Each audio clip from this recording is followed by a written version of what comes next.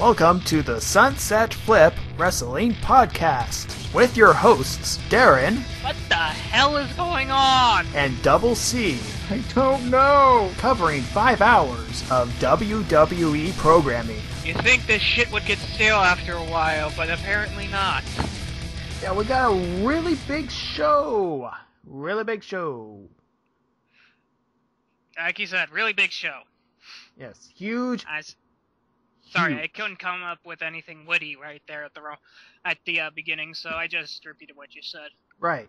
Yeah, so yeah, well, we got, like I said, a really big show. We got a Smackdown one. We got a Raw that's not exactly ordinary. Yeah. Yeah, this one was fun. Yeah, it's the 20th anniversary of Monday Night Raw. And they decided to go crazy. Yeah, they did. But more on that later. Why don't we talk about SmackDown first? Let's get into the nitty-gritty. Enough of this bullshitting around. Yes, SmackDown from the 11th. The show starts out with Booker T. He goes, "I want to upstage Raw, dog." So we are sick and tired of being in second place. Or some shit like that. I make the comment that, wow, there's a lot of editing going along in this episode. I wonder why. Could it be a special guest host or something like that? Oh, you're just being paranoid. They're editing because they're incompetent. Right. So then the Big Show comes out. He's mad that apparently there's going to be a title match versus Alberto Del Rio.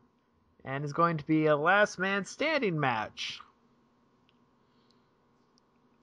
Because this is Del Rio's first title match against the Big Show, and he's getting a stipulation match. Interesting. They're not even going with like a straight up standard match to begin with. They're going straight to the special match. Right. And then proceeds... I don't know how to feel about that. I mean, it's relieving in a sense. You know, it's out of the ordinary, but it's kind of silly to go automatically to like last man standing. Yeah, that just makes everything even more bizarre as we go along. So, and then he plays the race card. Big Show does. He goes about how the Latinos don't need a hero. Right, because they're in Miami. Okay. Stay classy, Big Show. Stay classy. Also, Alberto's Mexican.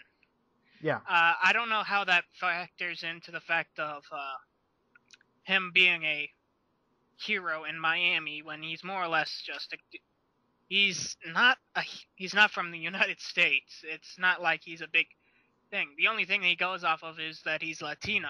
Right. And there's a huge, Cuban population there, which isn't the same. Exactly. So, yeah, stay classy there, Raw. Stay classy there, SmackDown. You're just going with the punches there. Yeah, and fantastic. Then there's a little scuffle, and Del Rio makes the save because he's the face now. Because he's Del Rio the White. Yes, Del Rio the White. After that, we go backstage with 3MB. They do something stupid. I don't remember what it is. My brains died in the middle of it. Yes. There is a couple video vignettes. Punk is at Sun Life Stadium, home of last year's WrestleMania. Mm-hmm. And he makes a comment to The Rock that he didn't play football in that stadium because they tore the old one down. And it's just like his era. It's now the CM Punk era. Oh, he's going with the "you're old" clause. Pretty much.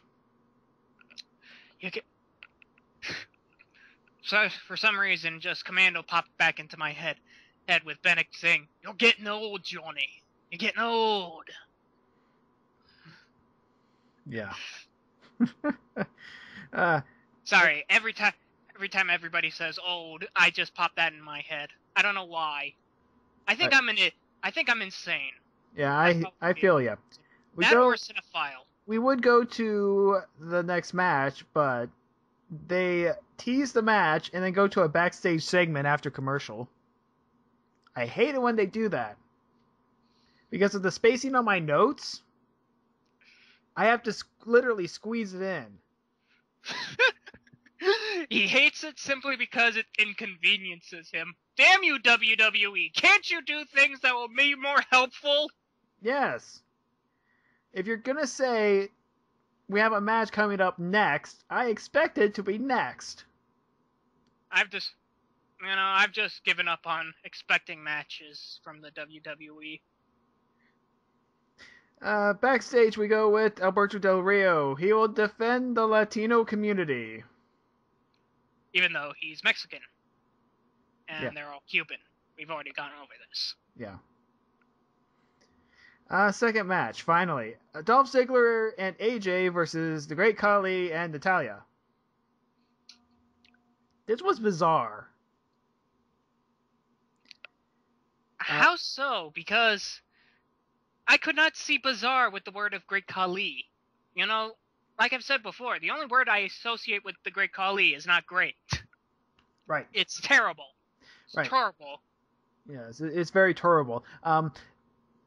This is what happens. AJ tags herself in. Khali was going to tag his partner in, Natalya, but instead AJ jumps on Khali's back while Khali is standing upright. That girl has a great vertical. I was gonna say, just the jump skills alone. Good lord, she's skill focused the shit out of jumping. Yeah, and does try to choke, and Khali's just sitting there is like, okay, tag. Natalya comes in. And that's not a fucking chokehold. That's not the bizarre part. Here's the bizarre part. It's part of the way into the match. AJ bites Natalya's knee. Okay, that's not the bizarre part. Here's the bizarre part. Oh, biting somebody's knee is not bizarre? Right.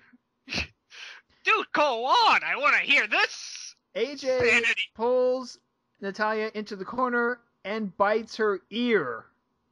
Mike Tyson style? Yes. I'm not joking here. JBL calls it AJ just pulled a Tyson. Bitch be crazy. She is I think that's what they're literally doing. Is they're going the route like Mike Tyson in real life. So that's just going apeshit insane. So AJ wins? I would figure you'd be disqualified for biting somebody's ear. That seems like a big no-no. I don't know, but AJ gets the win. I don't know, I think I was still in shock from the ear biting. Well, would you expect that? Not really. And then after that, we calm down a little bit. We have the second vignette from CM Punk, still at the stadium. Mm-hmm. Basically goes, it doesn't matter what The Rock's vision is. That's basically what the whole promo was about. How The Rock sees life like this, and it's not in reality, and Punk will do the whole reality. He's doing the whole reality shtick. Yeah. Of, you're calling bullshit. I call out on your bullshit, and I'm going to introduce you to a fist in the face. Or an elbow to the face, or a knee to the face, depending on the situation. Right. So then after that, The Rock comes out. Yay, everyone's happy. Well, wouldn't you be happy? Yes, I would. And then he goes, It all started here in Miami, and then he doesn't say much else because the Rhodes Scholars come out. The Rock points out about the mustache thing, which is pretty much a softball at this point. At this point, it's pretty much softball. Cody just should shave that thing off. I know it's a shtick and stuff, but honestly, it's weak. It's weak sauce. Cody goes, "I'm an adult. I can grow a mustache if I want."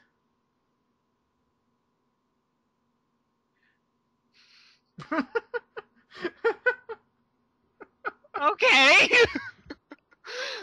Cody's an adult. Maybe physically, but I'm not sure mentally at this point. Right. Then we go to the 3 questions. Damien Sandow has been doing this 3 questions thing for a couple of weeks. Mm-hmm. And is like, okay. He goes, first of all, who's the 19th president?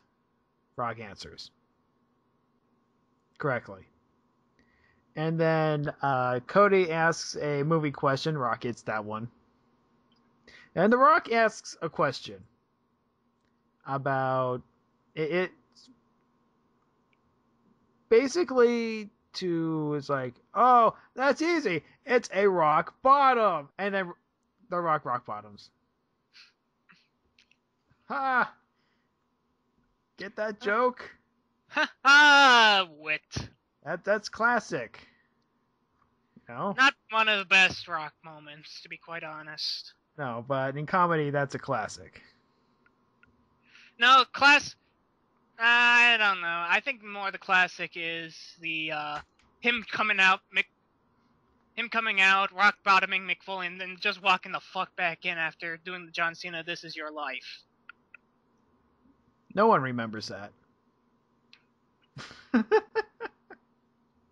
Says the man who just heard me remember that.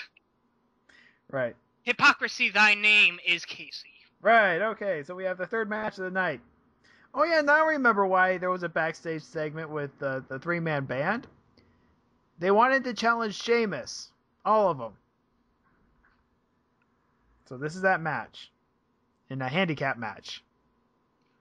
A 3-on-1 handicap match. Yep, and bro kick, it's over. Well, thanks for coming. Did you expect anything more than that? Nope. Not really. And up next, we have another match, 4th match of the night. The Primetime Players versus Team Hell No. Let's see. I put Daniel Bryan sacks the knee. Oh yeah, that's right, because he did a double knee attack to both the Primetime Players off the top rope, because he's been having knee problems. That goes into a choke slam. Hell No win. Okay. Okay, whatever. We see who the jobbers are nowadays. Mm-hmm. Okay, next up, we have the main event. Yes, The Rock took that much time. It's Alberto Del Rio versus The Big Show, last man standing for the World Heavyweight Championship. I actually like this match. I love. I only saw like the last bit of this match where, I don't want to spoil it. So, but I thought to myself when I saw the last bit of the match, is like if that was like this most of the match, I would say that would have been a very good match. Right. Actually, it was, because there were a couple table spots, a couple chair spots, steel steps were used. An entire section of the barricade goes down.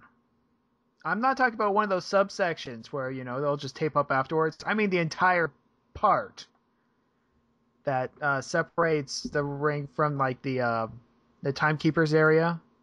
That entire section of the wall goes down. Do you think that was on purpose or accident? I think that was a work, but still, it's pretty cool to see. That Yeah, that would be cool to see. I don't think it's like the Brock Lesnar Big Show superplex of Doom. No. No. Which was a fluke on Mankind itself. You know, it's like rolling a d20 on awesomeness. So, okay.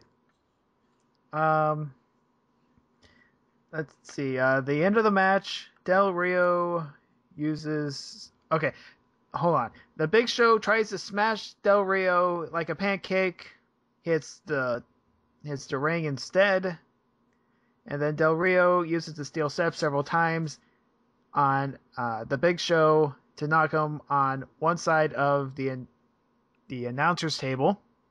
This is unique. I have never seen this before, to be quite honest. And then flips the announcer table over the Big Show. I have never seen anybody use the announcer's table like that. Not as a stopper. I've seen it used as a table many a times, but not flipped on top of them. Right. So, kudos for creativity. Yeah, it's one of the reasons why I like the Last Man Standing match is because in the last few number of them, there have been some very creative ways of winning. Whether it is the the duct tape. The duct tape comes to mind. That's just... Saying that's just silly at that point. But then again... That was John Cena duct taping Batista's legs to the ring post, so he couldn't get up.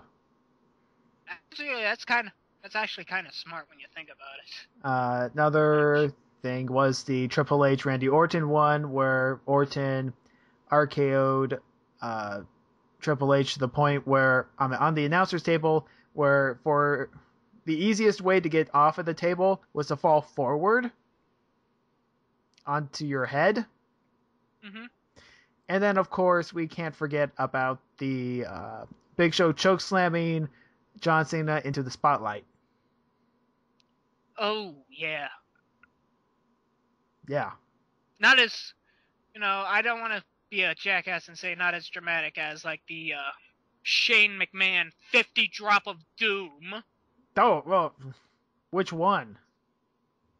The first one. Oh, okay. Because, that was fucking incredible. And also psychotic at the same time. I'm not sure how he's still alive. He's a robot. Yes. Not to explain why he doesn't look anything like Vince. Mm-hmm. So, back on topic, SmackDown was a very interesting, bizarre, and, entertaining show.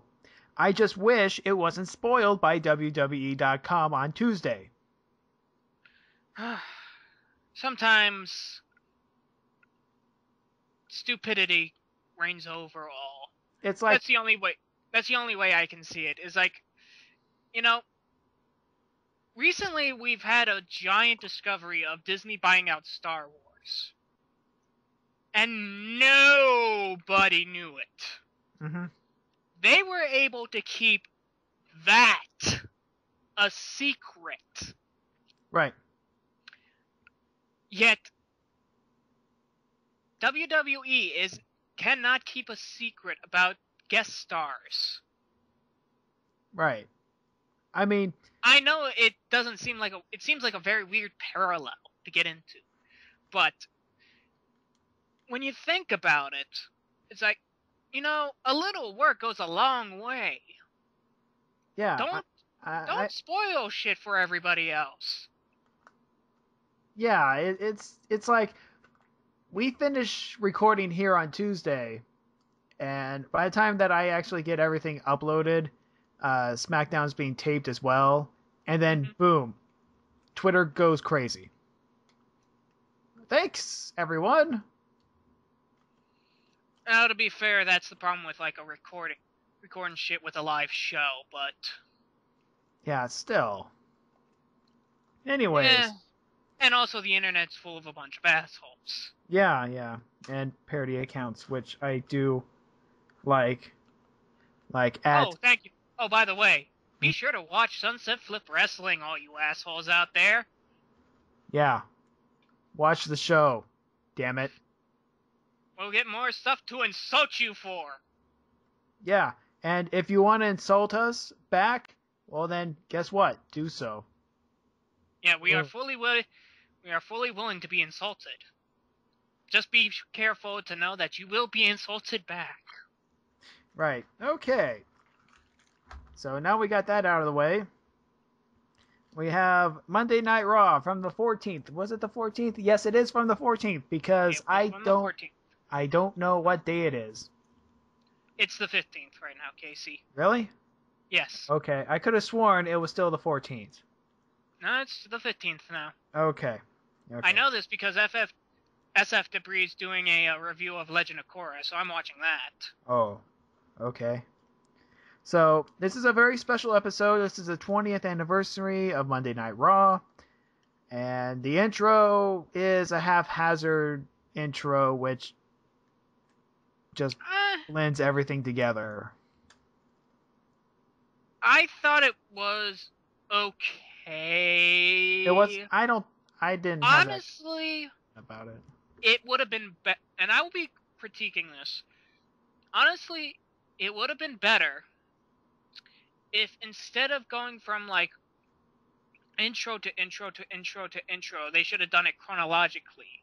Right. You know, like first intro to the next intro to the next intro to the next intro to the next intro, where we're slowly building up to modern days Monday Night Raw. That should have been that would have been a lot better. And I know that's probably would have been more conventional. You know, you didn't want it would seem a bit silly also, but you know what? It makes logical sense and it shows the progression of how the show has become.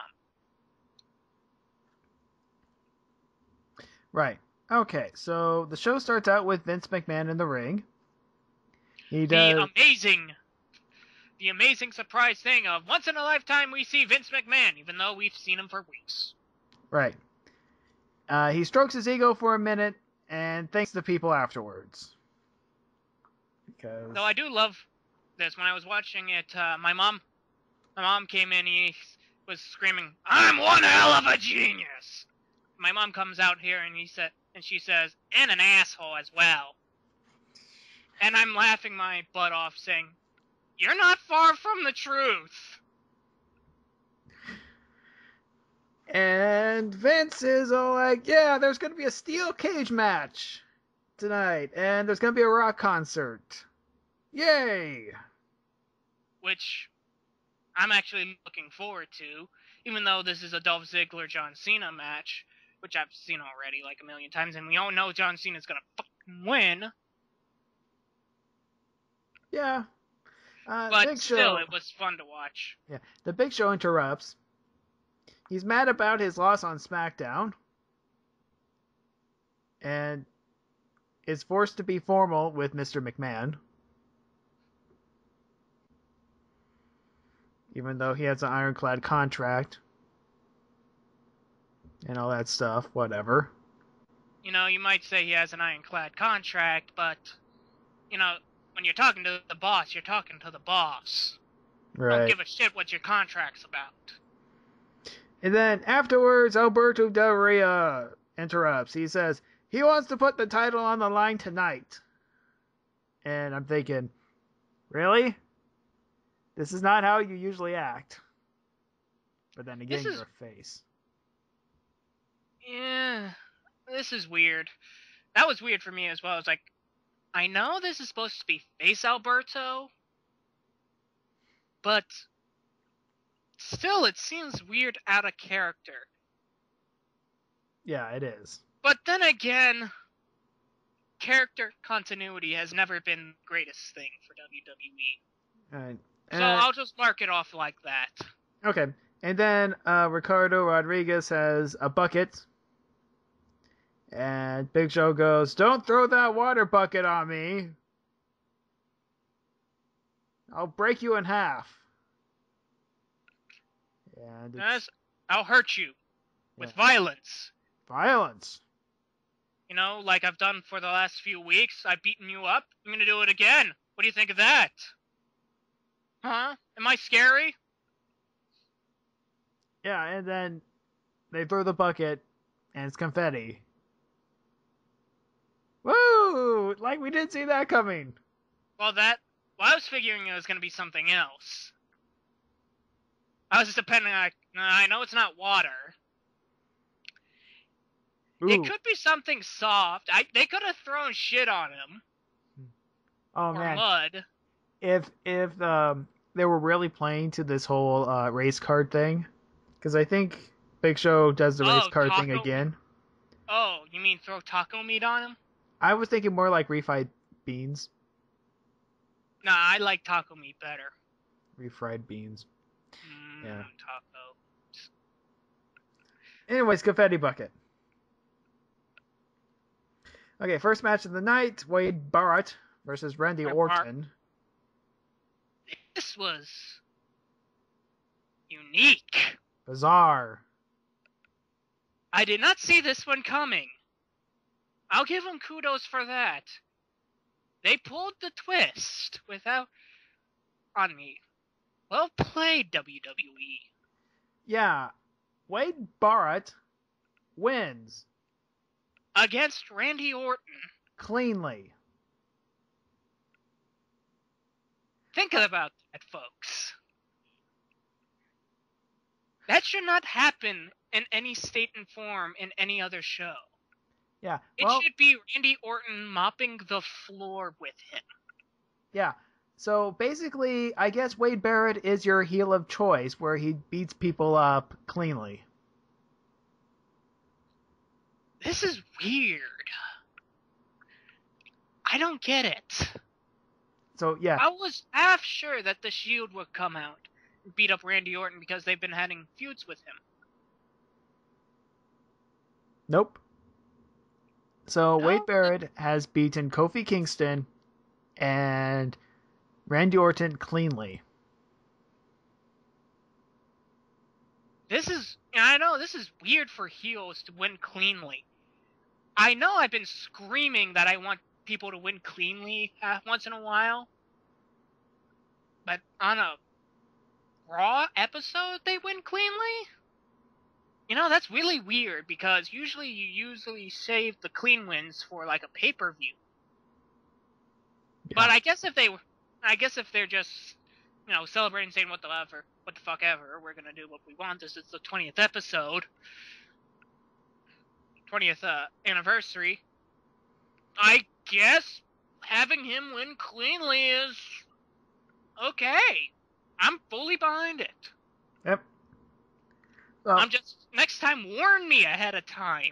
After that shocking turn of events, we have another shocking turn of events. We go to Eve backstage with Booker T.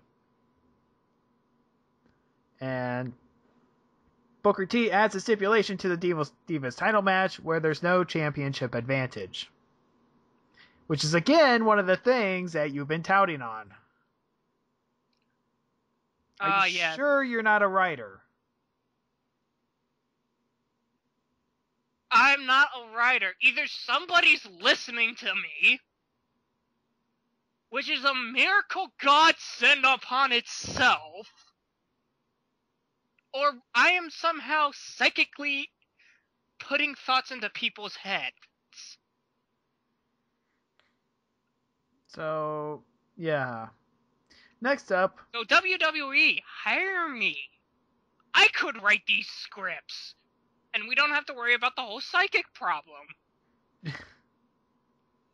Up next, we have anger management segment. Yay. Yay. Dr. Shelby talks to Kane and Daniel Bryan about what they like about each other, and Kane makes a joke that Daniel wears women's clothing. Which, mental image right there. Thank you for my nightmare fuel, Kane. Hey, it's a Pacific Northwest thing. What? Well, wear women's clothing? No. Okay, I'll take your word on it. Anyways, I'm not going to your house anytime soon, but I'll take your word on it. So, Rhodes Scholars come out, and they're all like, Shelby's all like, hey, we're gonna do this exercise, and then they insult Shelby, and then Shelby unleashes the hounds. I love this. Dr. Phil! Dr. Phil! And comparing him to Dr. Phil, which, to be fair, any psychiatrist would go nuts if you compare him to Dr. Phil. Well, you see, you have to leave the chickens in the coop, because otherwise the chickens will get loose. Excuse me a second, I'm gonna slap Casey a little while. Oh! Oh, you're mean. Damn straight I am. So, after some mic problems, we go to the second match. True, but it was great to see Daniel Bryan going back to a second, like, it was great to see Daniel Bryan going, yes, yes, yes again. Yes. Yes! And everybody was me along the way, was going, yes! Yes! Yes! And then they go to the match, and he says, no, no, no. It's like, stop toying with my heart. I'm literally at the point where I'm going, maybe! Maybe! Maybe! Yeah, so we go Kane versus Damian Sandow. This is a standard Kane match, chokeslam win. Yeah, nothing too interesting in this match. It was a pretty clean win. Mm-hmm. And then after that, we go to the Hall of Fame induction. Well, not induction, but the first nominee for the Hall of Fame. Hall of Fame. And it's Mick Foley. They decided not to do a video package. They just decided to, hey, let's just do this. Okay? Which, to be fair... Lazy. Well, yeah, it's lazy. But to be fair, you couldn't show most of Mick Foley's stuff on PG-rated television. Oh, you could do some stuff. The dude loves stuff you can easily do. You can easily do the dude loves stuff, but the Mankind throwing 50... But his most famous things are literally getting brutalized. Right. I mean, sure, you can do the fall off the cell. You can do the thumbtacks. The cell. You can do some of the ECW stuff. You can replay that clip where he gets buried underneath 50 chairs. Like, yeah, a lot of stuff. There's a lot of stuff you can say about Mick Foley that might be PG, but I think they honestly went with the angle that, we probably can't show most of this stuff because, well, the dude has done some wicked stuff in the past. Like the I Quit match where he got hit in the face with the chair about 8 times with his family. Reaction shots. Yeah, that. I remember watching, like, Behind the Mat. Yeah. Was it that documentary? And they actually showed Mick Foley back that match, and I was like, good God, what type of parent am I? I think that was actually unique to see a guy actually recognize that's not a good thing to be showing their kids, to be showing their father getting the shit kicked out of him. That's actually really grown up in a way. Right. So, congratulations to Mick Foley, because he deserves it. Yeah. And then the Shield comes out. Yeah. And of course, you hear me going from across the universe going, what the fuck? Yeah, but then you hear, feed me more, and then the guys... Then Ryback comes out, then Sheamus and Randy Orton come out, and they beat up the Shield. We know it's a triple tag coming up. Yeah, and Ryback says, feed me, Shield! Okay, now coming up next. The Divas Championship, Eve versus Caitlyn, with no championship advantage. It's actually really good.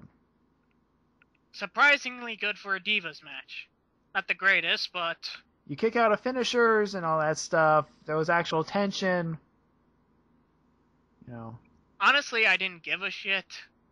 I think that was the real big problem of the matches. you honestly don't care about the Divas. Right. But that's not normally. But that's majorly a problem just with the show itself. Yeah, I actually cared this time. And I've gone on the record several times in the past. But this one was one to actually watch. I thought it was alright. I'm gonna be a stickler on this one. It wasn't a great match. It was alright for a Divas match. I mean, it was better than most of the shit we get, but... So, Caitlyn wins the title with a spear, which actually fits her character. So, you think she's gonna be the female Edge now? I was thinking more like the new strong girl type, because... Actually, it would be cool to see her take, like, the Lita route and go female Edge.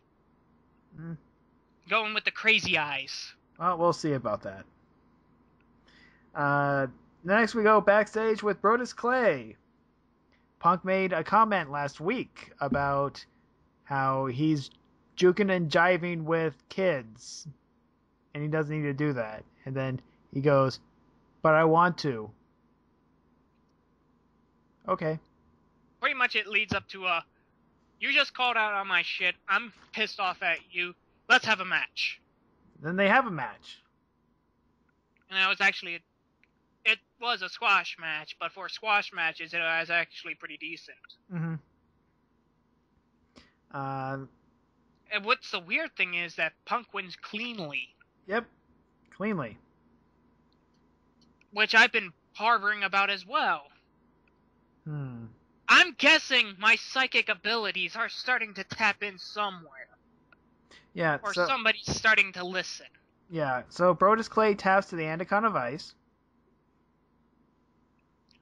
Though I would have loved him to try to pull the GTS on Brodus Clay. Oh, dude, okay, so I'm reminded of Punk's debut match at ECW. He basically did a rock bottom into the Anaconda of Ice. That would be hilarious to see that at the Royal Rumble. Because it's like... yeah, that would have been... It'd be like, that would be that's nice. a rock bottom, that's a rock bottom. Oh my god, it's the Anaconda of Ice, will rock tap. That would be interesting to see. So you might have something to look forward to, Casey. Yay! I like things to look forward to. After that, we go backstage with The Rock and Mick Foley, and then they talk about stuff. They talk about stuff, they go nuts. They do their shticks. Yay! Up Vicky next! interrupts them. Yeah. Vicky interrupts them, says, knock this shit off, I can't think. Rock says, oh, okay, whatever. Mick is surprised. Like, why didn't you say anything back? He's like, there's a time and place for that. Remember this, folks. This will come in later. Yeah. Foreshadowing. 5th match of the night. The over-the-top rope challenge. Sheamus. 3-man. Pretty much a full... I forget what this is called. I remember this not being called, like, an over-the-top. I remember it being called something else. I don't want to say lumberjack because that doesn't seem right. No. It's pretty much like it's pretty much Royal Rumble rules. Right. But it is over the top rope challenge. I think they really did call it that. Mm-hmm. So I didn't pay too much attention until the very end. Where they get the win by cheating. Heath Slater wins. He has a victory over Sheamus now. What? Well, to be fair, it's because Drew McIntyre held on the knees of Sheamus. Well, yeah. Which I know heel thing to do, but I'm pretty sure... I'm still surprised at some things that are legal and no disqualification. I figure, like, I know what no disqualification means, but I didn't know that this would be considered one.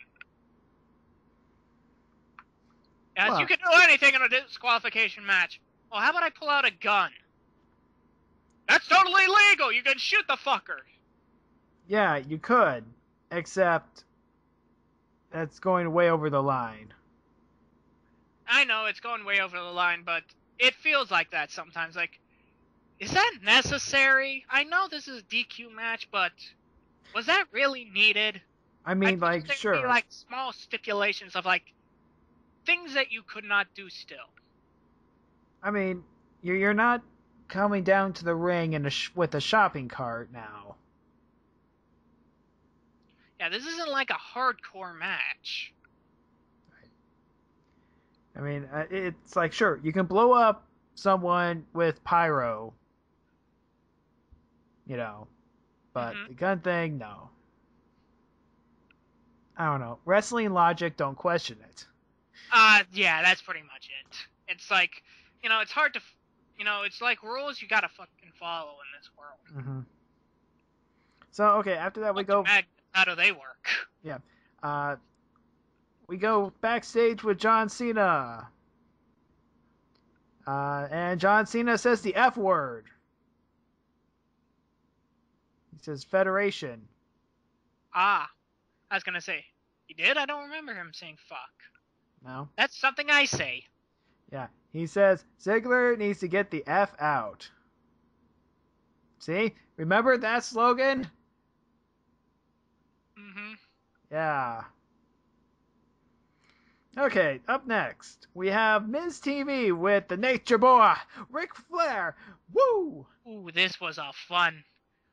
This was fun. Woo! Woo! And they have a woo off. And everybody is going insane during this entire thing. Yeah, Miz is pretty much marking out this entire time. Miz is marking out. Ric Flair has lost his goddamn mind. Yeah, he's gone beyond senile at this point. He's just going around going, woo, woo, woo, flapping his arms like a chicken. Mm-hmm. That's when Antonio Cesaro decides to interrupt. And then you realize you don't... And then Antonio Cesaro learns the hard way. That you don't interrupt the crazy Ric Flair. No. And He will elbow drop his suit jacket. Yep. And drop a knee. And then drop a knee on it. Yeah, he will. He's that freaking crazy. Yeah, and then he hands off the figure 4 to The Miz to put Cesaro in it. Okay. And while he's doing that, he elbow drops the suit. Yeah. And I looked onto Twitter, and everybody was marking out for the suit, for the elbow drop. And to be honest, it was a thing of glory. Sometimes you just need to see a man go crazy to enjoy it. Mm-hmm. Okay, so up next, Daniel Bryan versus Cody Rhodes. I forget this match. I don't remember this one much. This was also pretty standard, another squash match, pretty much. Cody will tap out. I wrote on here, bulimic caterpillar. It must have been something JBL said. Yeah, that's a JBL line. You're going the Dusty Rhodes route when you're starting to say crazy shit that we know is you. Maybe his mustache will turn into a butterfly and fly away. See, you want to go in the corner again? No. Okay, not for that shit. Okay, so we have breaking news from the WWE app. Because Eve, she quits. She says that she'd rather do a reality TV show. But Eve, this is a reality TV show. Shut up! So, no more Eve. I love the line that Y Ruler Time puts out on this one. It's either that or I think it's Hope Within Chaos, Sean Faust. He says, they say, with Eve gone, it's like Kelly, the Bella Twins, Beth Phoenix, Eve, all gone. Natalia's still just a hand for the Great Khali. Right. So basically, There is no justice. There is no justice in this world, to be sure. Okay, so we have Natalya, Tamina, AJ, and Caitlyn left. Oh wait, no, there's Oksana. I always forget about Oksana. How could you forget those? Oh no, I have a hard time trying to remember one-trick ponies. I'm not gonna even touch about the one. Maurice. Actually, it's more two tricks, but hi-oh. Okay, Okay. I think we're gonna go on. Yeah, we're gonna go on. Okay, so we have AJ and Big E, and they talk about WWE weddings. And we get like a quick thing about like Triple H, saying no to Stephanie and Kane. Lita totally popping out of that wedding dress. Oh, holy crap! That wedding dress. You can't. There's some things you just can't get over. You're such a perv. Only when Lita's on my TV. Says the man about Oksana. Okay, so up next we have JR. He comes out. He does commentary for the next match, the main event match. Which, to be fair, this was a pay-per-view match that they showed on Raw. So, I think this was a good match. What about you? I thought it was also pretty good. Well, I think we should say what it is. It's Dolph Ziggler versus John Cena, a steel cage match. They mentioned that Dolph Ziggler has not been in a cage match before, so... Though I do love what Dolph Ziggler's first move was. Try to get the fuck out of the cage. Yeah.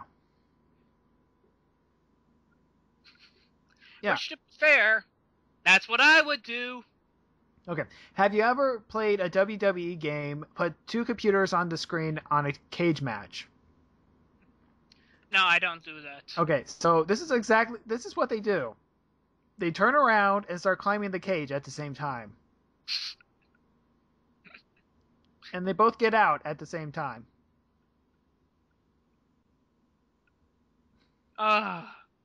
Because their AI says, my opponent is too far away from me. I must try to escape the cage. Silly shit. Yeah, that's what happens. It's hilarious. A couple notes from this. The tug of war with Ziggler in the middle. Oh, yes. That was hilarious. It's like, you're going to rip him apart. Oh, that was hilarious. I see poor Dolph in the middle screaming. I'm half expecting him to turn out like the Great Gonzo and have his limbs stretched out to impossible lengths. Another thing I want to take out was that we got to see Dolph's ass. His bleach white ass. I didn't want to mention that, but okay. Things I did not want to see, WWE. Also, Dolph, get a tan! Well, just because he uses the Famouser doesn't mean that he has to tan that part too.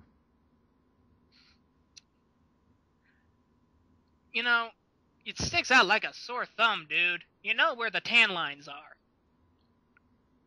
I suggest just going in there starkers and just getting everything filled out. That's my suggestion. Okay, I want to talk about the DDT off the top rope. That was pretty awesome. Yeah, that was awesome. And then I think there was like a giant cage fight on top of the cage. Oh, yeah, I think there was one. I can't remember. Yeah, there was like a giant fight on top of the cage where they were beating the shit out of each other. I think it was like John Cena came on top, but then was able to pull Dolph down. And then there was Big E Langston going in and like making sure John does not get out of the ring and throwing him back in. Yeah, he was all like, I caught your foot! And then there's the multiple cell chair shots. Not cell door shots. One on Cena, another on Dolph when Cena is coming out of the ring. He just kicks him in the face with it.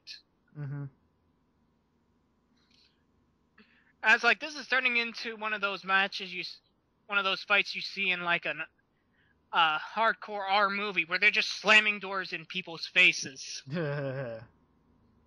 Yeah. Let's see what else. AJ climbs the cage. Goes full on apeshit and climbs the cage. Yeah. But then again, Cena just breaks out of every pinfall.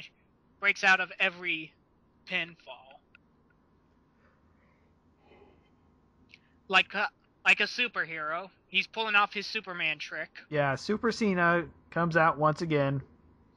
It's time to not sell that merch. Okay, so the finish here. After AJ climbs the cage, Big E gets into the ring, tries to hit Cena with the briefcase or something. I don't know. Briefcase is introduced. No, the briefcase is introduced. He passes it over to Dolph. Cena and Big E get into a fight. Right. Cena sees the briefcase coming to his face, ducks out of the way. So Langston gets a face full of briefcase. Yeah. And Cena comes in behind and does the AA. Yeah. Then gets the pinfall out of that. Uh-huh. Which, to be fair, this was actually a very good finish. Yeah, it was decent. I thought it was better than the ones I've seen before. But Cena should not have won.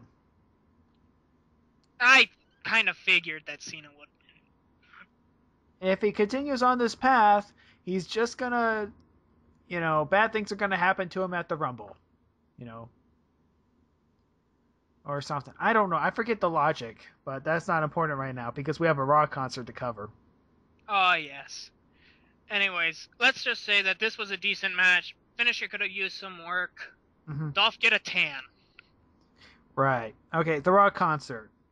Compared to his other concerts, this is probably the weakest one, but there was still a lot of fun. Probably, but it's still funny as all hell. Yeah, it was still a lot of fun to watch. The big part was the Vicky Guerrero song with his the Eric Clapton song. Yeah. Yeah. I know I should be horrible at saying this, and it's like, oh, you should not be making fun of somebody's figure because they're not an Olympic god like you. But then I remember all the things that I have to go through with Vicky Guerrero. And those innocent and pure thoughts just go away for the evil revenge thoughts. Mm-hmm. So, yeah, after the song, he calls out Punk. Punk comes out. And he's like, what are they going to do? What are they going to do? And then Punk rushes into The Rock. They rush into each other and start beating the shit out of one another. Right. Just rolling around on the ground and pummeling each other with fists. Right. Which is something that you don't normally see a heel do. Again. This is very weird. Your little psychic thing is starting to scare me. I'm starting to be... Like I said, somebody's listening to me, or my psychic powers are kicking in like nobody's business. And it gets to a point where they have to be separated by referees and the road agents. Which I thought was a nice introduction. Nice thing to do. Yeah, you got to see Arn Anderson and Finlay. Fit Finlay. He was there. That was always nice to see. That simply because it puts on an image that this is going to be... that these guys are starting to just get onto each other's nerves. Yeah, this thing should be a WrestleMania match, but it's going to be a Royal Rumble match. Yeah, honestly, I would love to see this in WrestleMania. This would be a WrestleMania match, but I think it's going to be the Rock Cena match, too. Yeah. I had a brief thought about, suppose that Punk ends up winning. He goes into best of all time mode. Then Stone Cold comes out.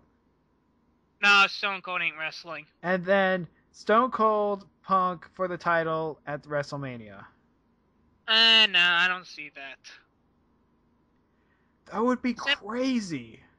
I can't see that simply because of Stone Cold's physical condition. I know. I can't see that simply because of that reason. I see Rock winning this match. That's my prediction. I know. We all know that Rock's gonna win. But what if he doesn't? Well, we'll have to watch the pay-per-view to see. Yeah. So since you're all psychic now, what's gonna happen next week? Next week we're gonna see CM Punk and Rock fighting some more. We're probably gonna see. I don't know what we're gonna see next time. I'm pretty much satisfied as it is, which is a bad thing for me because that means the writers can do whatever they want now. Right. So let's see what happens next week. My psychic powers predict that shit's gonna be thrown down with The Rock and CM Punk more. That's my only prediction. Okay. We'll see what happens next time as we recap next week, and we'll do that next week. We'll see you next week on the Sunset Flip Wrestling Podcast. Next week. Watch next week. My psychic powers command it!